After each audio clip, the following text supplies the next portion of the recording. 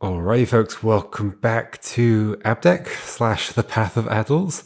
Last time we started on this new book, this lovely new book, printed in the style of the original book. And we've been learning some new rules about these paths of adults. And what did we learn? We learned that the adults have to walk through every space in the region they're in. And we learned that and that's what we're learning here. Like this bee can block off these little alcoves, and that makes the path fine because it's walking through every space that it's in. And we learned that the adult, well, I think that the adult can cover the child. So it's not just that the children have to be covered by the shadows. It's interesting, like because like in the introduction, it talked about how I think it talked about how the abs were found under rocks or something. So in my head, my like kind of imagined lore behind all this is that the shadows represent the kind of the rocks. The shaded in bits represent the rocks in some way. And maybe the adults, because they're bigger, can venture out in the sunlight and walk around.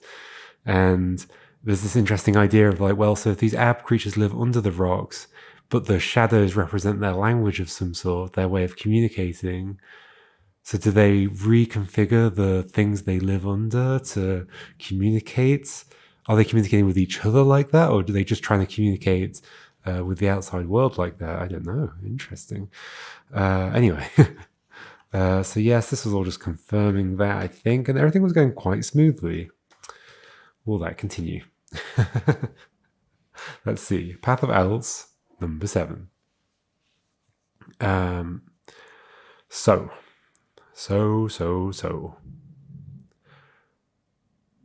B and C. We have a B to place, we have a C to place. There's a B that needs to go there. Let's put the plastic sheet on. We have a B that needs to go... Was that on the other side? Oh, that is on the other side. Oh no, now it's on the paper. Great. So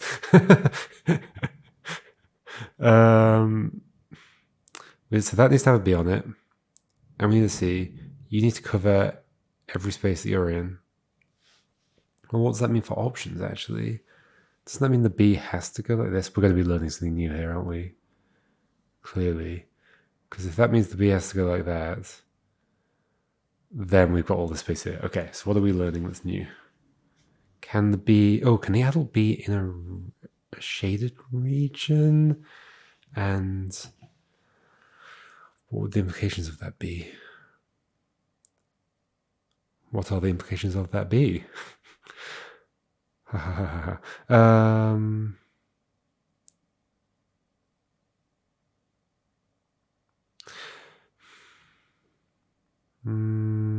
was about to say, can the B shape be in an adult, like, I can't really make it happen, I don't think. But I was thinking like, oh, if I made an adult's path that is B shaped, like for example like this, like I could then put like the actual B shape up here, and then what? I can't cut these off. So it's not that. It could be something kind of similar. So first off, we know we can mark... Oh no, we don't. Well, we know we can mark one of those directions in. Well, I mean, we know we can mark 2 of the 3 directions the adult can go in. Of course, because it needs to go in 2 directions. But I don't know which ones. I do know that no matter what, it's going to have to pass through the space, whether it comes back in there or it just passes through and comes back on the other side. It's definitely going to have to pass through the space.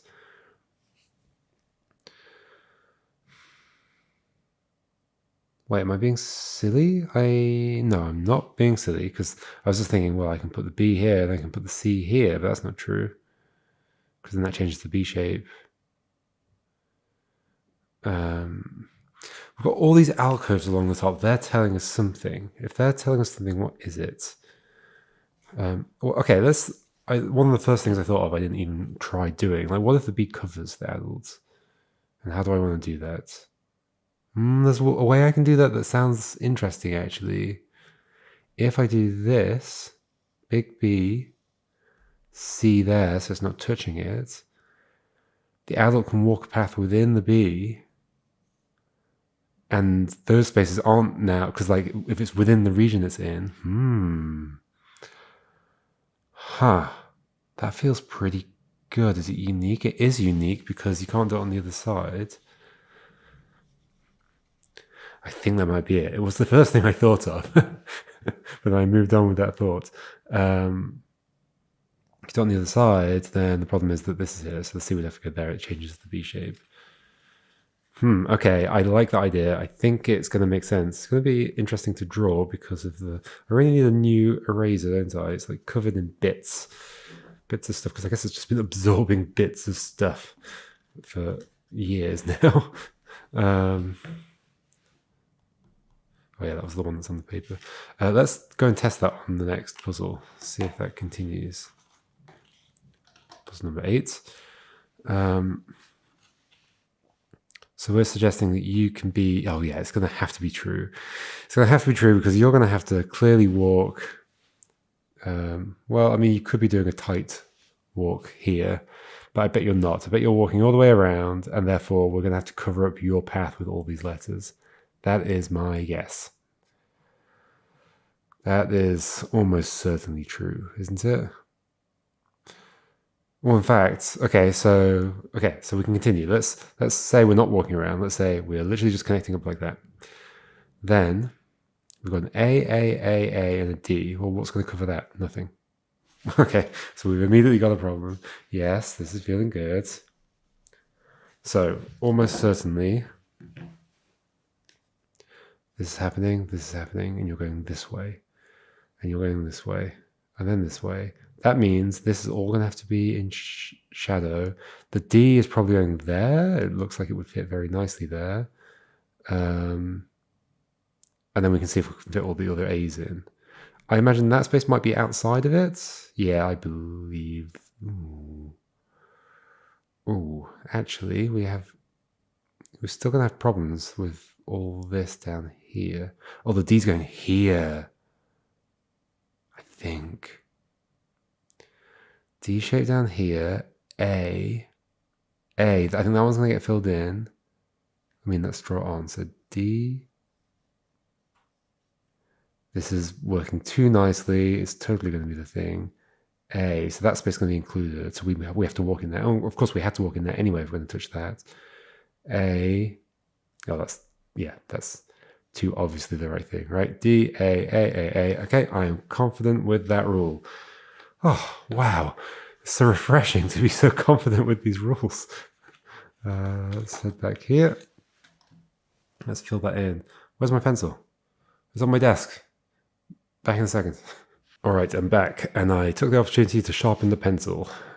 So, this one, yeah, okay, so this is going to be a large B going this way, covering up all of that. And I have to mark in this path. I mean, I guess I don't have to. I could say the path is kind of implied, but I'll draw it on. Neat. And then 8. So the D shape was down here.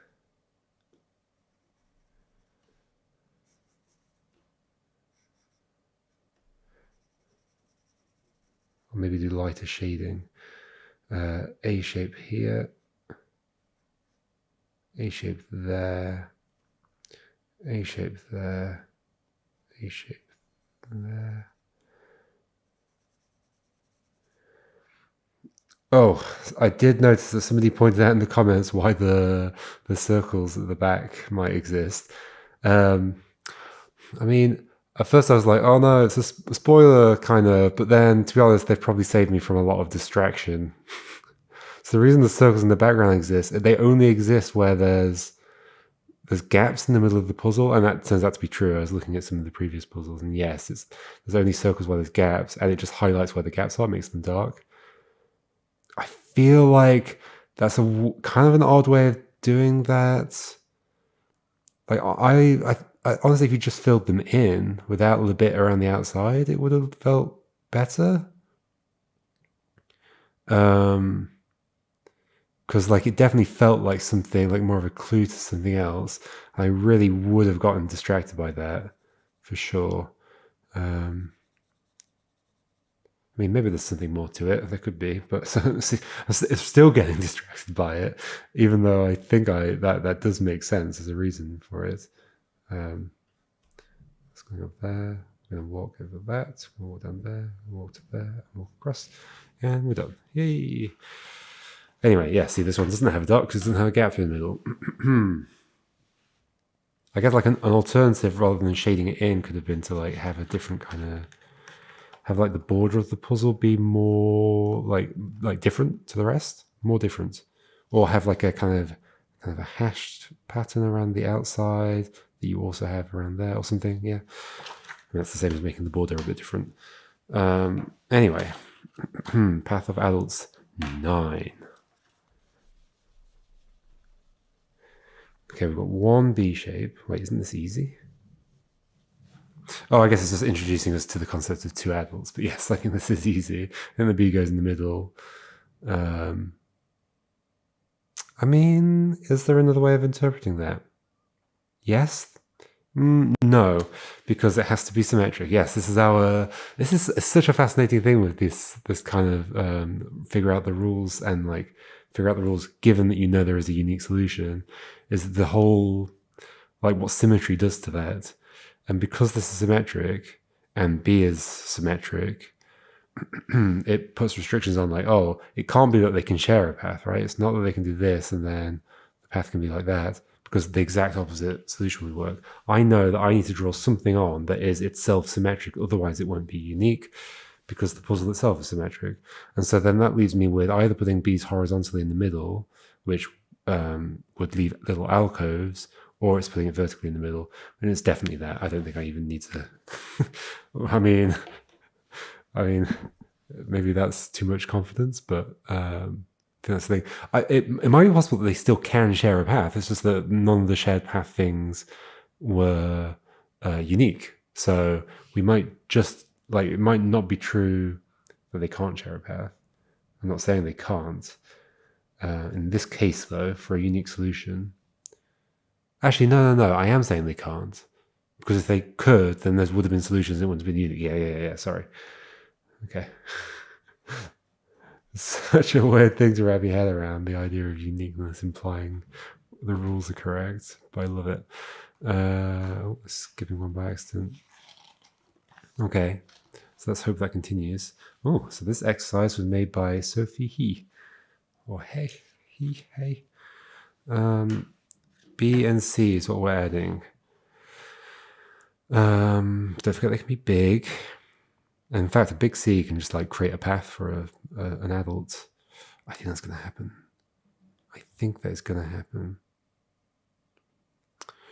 Right, like an obvious thing to do, like there's little alcoves as well that needs to either be blocked up, or the adult needs to be in a region that goes up against it, or I mean, doesn't have to go up against it. But also they need to have enough space to actually walk around. And actually, so putting either of them in a B or C at normal scale, the smallest scale, is not going to be enough. Let's not forget that we can do angled things. I really don't know what that would imply for the paths, though. It's going to come up, though, isn't it? Okay, let's assume for now that it's not coming up. Maybe like not yet. Surely we've just been taught about doing two adults. Now, I can't do a scaled up B in any direction. Okay, that's useful to know. And scaled down B, so there's going to be a B somewhere scaled down.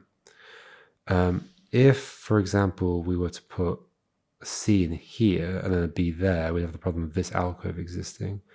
My instinct is what? I was gonna say my instinct is to put you in a shaded region, but then it's gonna have to be big C? Big C like that, but then where would the B go? No, we'd have problems. Okay. What about a smaller C? Smaller C, B, that works. That works well. Smaller C like this. B across there to block that off. So for one of them, it's being blocked off by the shadow being between it and the alcove. The other one blocked off by it being in the shadow and the alcove not being in the shadow. That works nicely, and I think that might be unique. I think that is unique. Because, like, once again, the B has to be small. So let's think about places it could go. Well, it can't cover the creatures, so it can either go there, there, or vertical. There's quite a few options, but a bunch of those leave little alcoves, which will be hard to get rid of. Yep, little alcove, that going there would, I mean, it would leave this alcove unless we put a C up here, but then it will leave an alcove there. This feels right. I'm ready to commit to this. So we think C here, and then B here. So you're going to walk around like that. You're going to walk around like that. I mean, I did kind of say, well, let's just assume that diagonals aren't happening. Can we, like, prove that they aren't? For a moment there, I was like, wait, am I rubbing out my answer? No, of course I'm not, because I wrote it with pencil on the paper. How do diagonals work again? Oh, I'm using the wrong thing. But I mean, I guess I can't actually do a... No, I could just see like this, for example. There's just a question of what would that even mean. Also, there's nowhere then I can put a B. Yeah, I don't think it could even work. I'm not sure they could both fit in. Okay. It's clearly going to come up soon, though, and I'm terrified of it. Oh, there's paths in the grid already. Path of adults 11. So yeah, I assume those are just paths that must be part of the path. Now you two are next to each other. What does that mean? That means you're going to be in the same region unless one of you is covered by a shadow, but I'm not so sure I could cover you up with a shadow and get you in this path. Oh, unless you walk all the way around.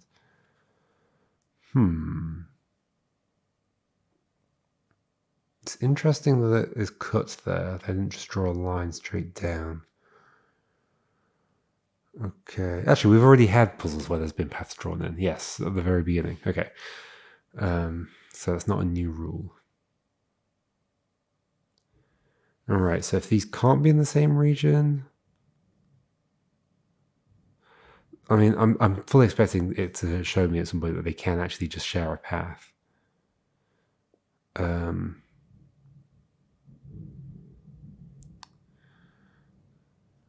Does the parity end up working out here? It does on that side. It might not on this side. I think, yeah, there'd be problem coming through. Like if it were one path covering everything, which is obviously not going to be, but obviously we can cover up some of the things. But like, let's just imagine we're walking the whole thing. Like if we come through here, then when we come through here, there's like two different paths we could take. So we can't hit every cell. So,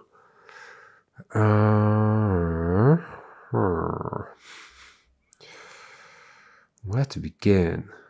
Where to begin? Now, if B and D were like scaled up, do we think they can be in the same region or not? If they're in the same region, then, well, I guess this is an option, but then they wouldn't go to those paths. I'm pretty sure those paths have to be used. Then it would have to, like, this would have to be part of it, right?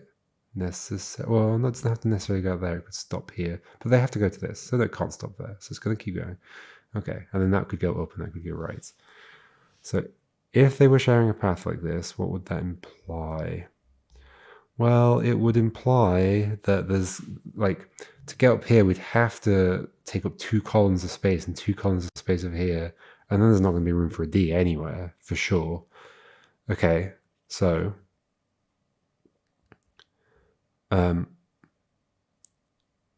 and there's no way they could be in shadow because there's nowhere scale up B, and then D could make this whole shape, like the whole U shape.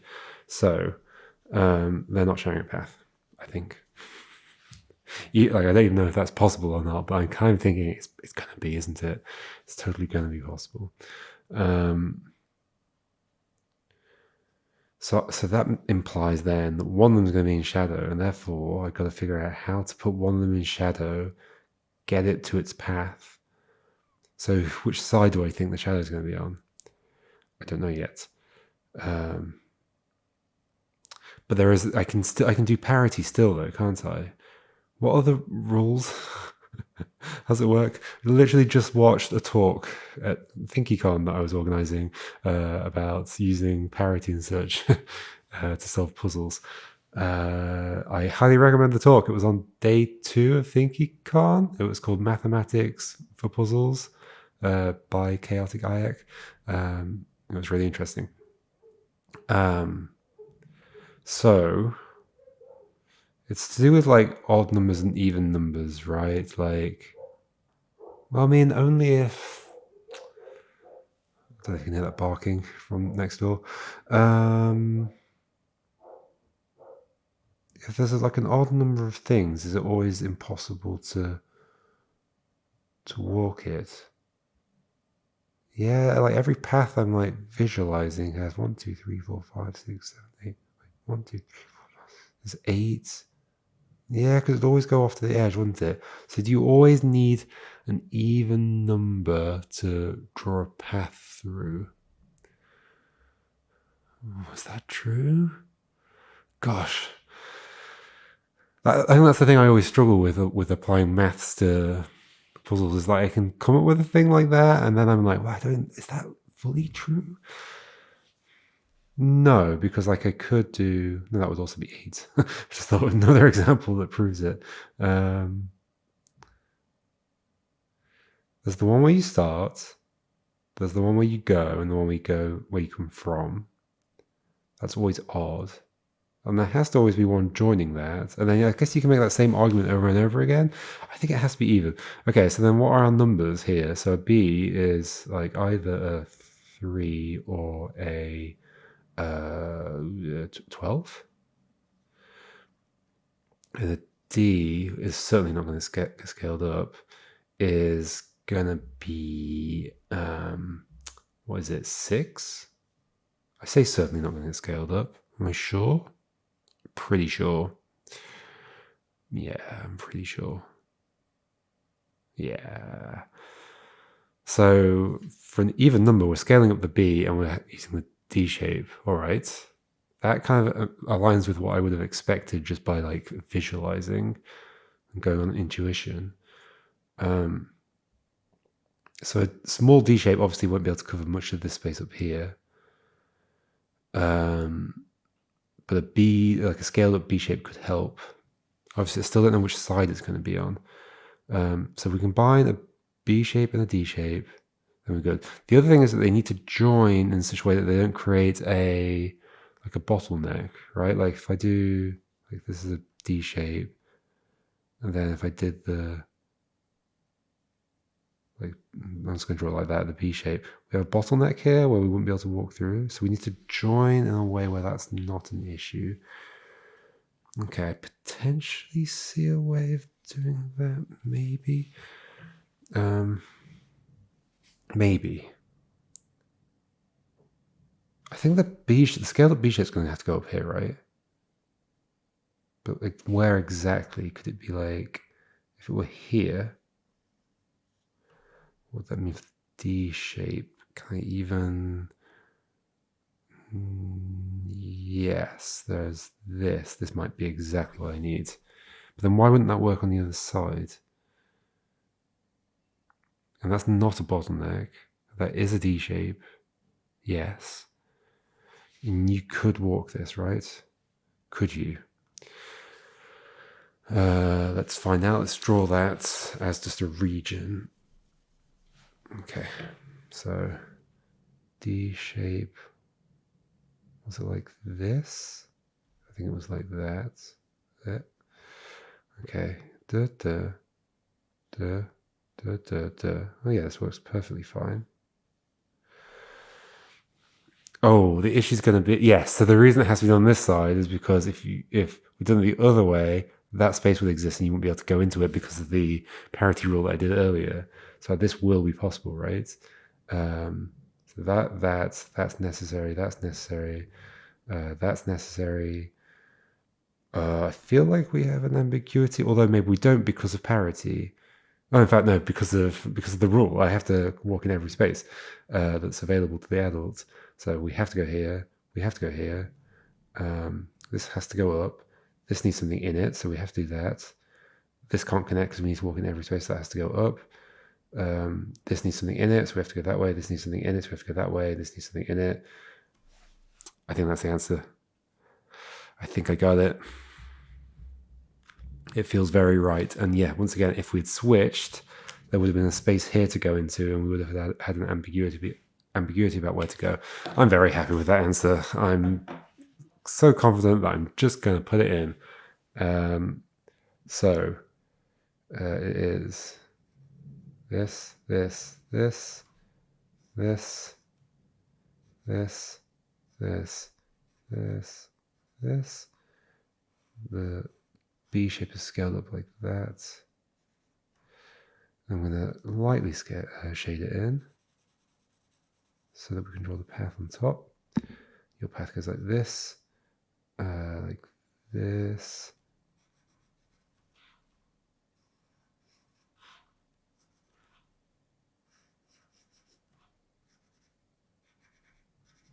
There we go. And then your path goes like that. I'm going to have to do that logic again. All the way across there. Well, that goes all the way to the top, right? Yeah, and then this zigzags down.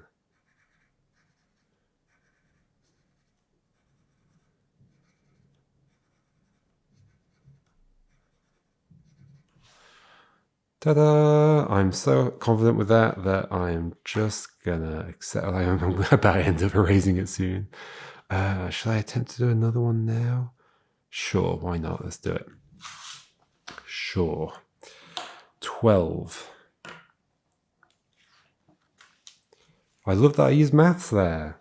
Thank you for that talk. It helped so much immediately. Somebody confirmed to me my logic around, like, if I'm going to walk a path, that has to be that's true. It feels true. Intuitively, it feels true. But part of my like brain is saying, but you haven't proven it's true. I was actually thinking that last night when I was going to sleep, I was thinking about uniqueness in puzzles. Of course I was, because what else would you do when going to sleep? And there's like a common thing that people say in puzzle spaces, which is, if there's like a deductive path to, writing down the answer, then it guarantees that the answer is unique, because the deductive path is, says at every step, like, if this is the case, then this must be the case, and if this case, this must be the case. So if you follow that all the way down, so that every line you've said this must be the case, then you have a unique solution at the end of it, or every shaded thing, or whatever it is you're inputting, you have a unique solution. And I was thinking about how that's not necessarily intuitive, because like the way people will say that is like, well, if there's a deductive path, there's a unique solution. And I think for somebody who isn't like mathematically trained, or isn't like, even if they are good at maths, you can say that to somebody and then they can go, but surely I can imagine like another way of shading these things that would satisfy the rules. Like, I feel like it's too easy to assume that, like, oh, the proof is obvious, but I don't think it is as obvious. I think people could easily imagine, like, that, no, maybe there's another way. Like, all you've done is you show me a path to get to a shaded solution, or this particular path, or whatever. But But yeah, I don't feel like you've totally confirmed to me that there isn't another one. And like, while I know it is true, I think we can easily make assumptions that about, you know, and like not explain things enough. Anyway, so yeah, that's what I was thinking about last night. Ace, puzzle 12. Okay, it's gonna be tricky. We've got some kind of nooks at the top that are going to be relevant, or alcoves, whatever we want to call them today. A, C, and E. Oh, this looks very complicated. Am I sure I want to do this now? Oh, come on, let's do it. A, C, and E. Are we saying they can't be in the same path? Oh, I don't know if I am saying that.